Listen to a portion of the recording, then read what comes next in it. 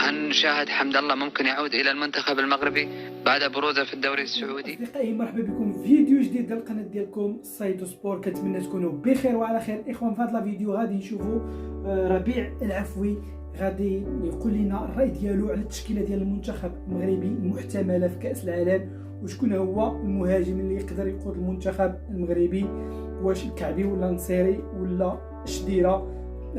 وغادي نشوفوا الاعلام العربي والتوقعات ديالو، شكون اللي تيرشح يدوز للدور الثاني، واش المغرب ولا بلجيكا ولا كرواتيا ولا كندا.